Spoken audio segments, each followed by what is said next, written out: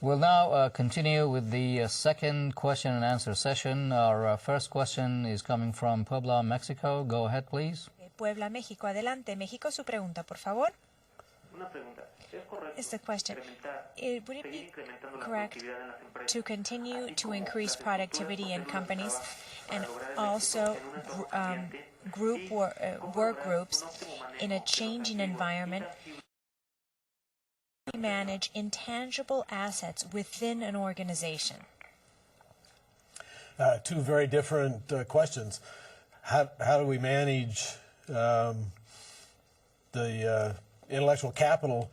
In a way, you don't manage it. As one of my friends says, it walks out the door at 5:30 at night or later if people are excited to buy their work. And I think all you can do is provide exciting work for these people so that they will want to stay with you and stay with the projects. In terms of the innovation and technology, we have to stay ahead of it. We can't stand on our laurels, as we might say in the United States. We have to keep moving forward, because if we don't, somebody else will. Great. Thank you. Our next question is also from Mexico. Go ahead, please. México, adelante, México, su pregunta, por favor. Sí, gracias. Buenos días. Buenos días. De acuerdo a su punto de vista, According ¿cuáles to son your las point of sorpresas view, más probables de este año? what are the Y como parte de eso, ¿cómo the- aprendemos de la crisis financiera internacional? what are the most important companies this year, and how can we then evaluate the most important companies in terms of the human capital or human influence on these companies? Yeah, I guess I'm not the person to answer the question, what are the most important companies? But I think what we have to do is constantly monitor the business literature, whether that's the Financial Times or something like Fast Company or local magazines that are business focused, and watch, see who they are identifying as the new businesses. There are lots of new businesses. I don't think it's the old-time companies, as we're now seeing with the imploding of a lot of the major industrial firms. The new companies that are important are the small, high-tech companies that somebody is starting on the web somewhere, and they grow very rapidly. So I think that's what we have to do, is constantly monitor what's happening and see what we can learn from those examples. Great. Thank you. Another good question and excellent answer. And our next question is faxed in from New Delhi, India, and I will present it to you. Do you believe talent management in real practice can be an objective process free of personal preferences by executives and influential staff? What do you recommend to minimize the problem? Yeah, I'm not sure we can minimize the problem, but hopefully management will begin to learn that focusing on their personal interests, their personal desires, or the passions that people show are only a part of the puzzle.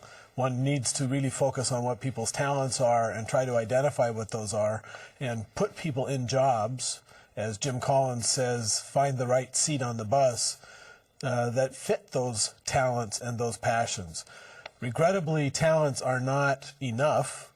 We need to also look at how much people have developed their talents, whether they've put the practice time in and the experience time in, but ultimately we've got to focus on those talents.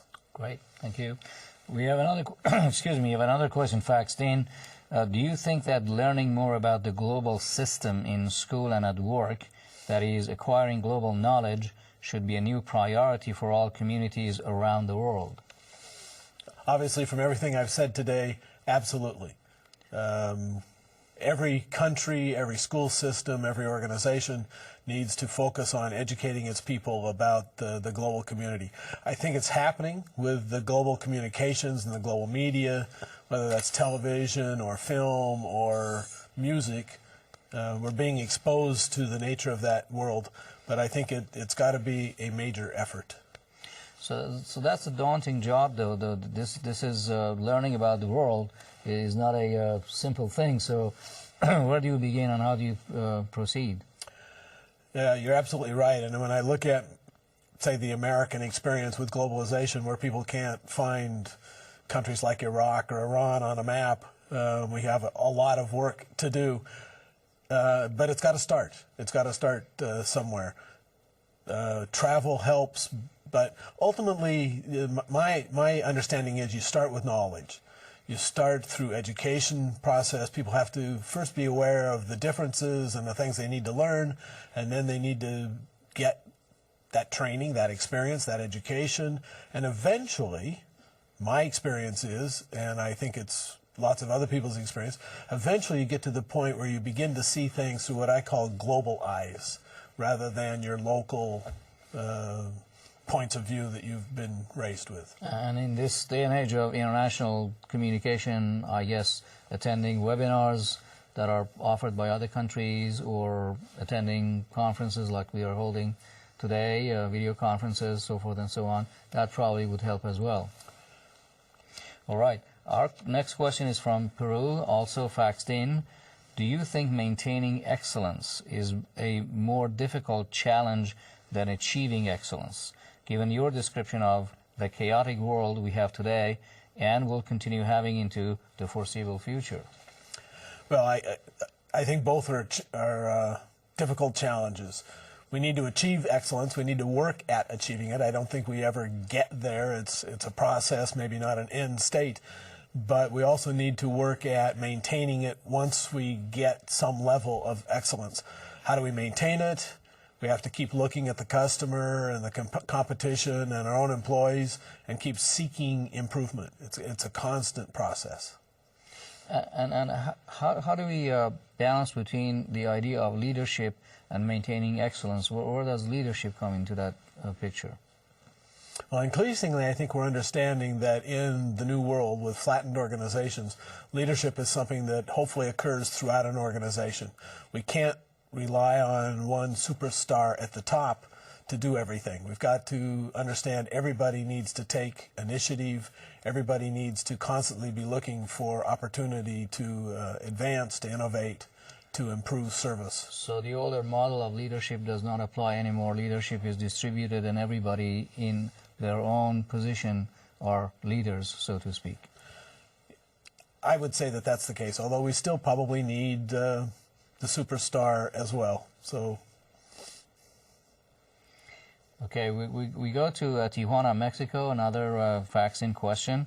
In your view, should the health and wellness of our human resource become the #1 priority to preserve and enhance our productivity in education, business, and government? Health and welfare is obviously very important. I don't know where I would put it in terms of priority.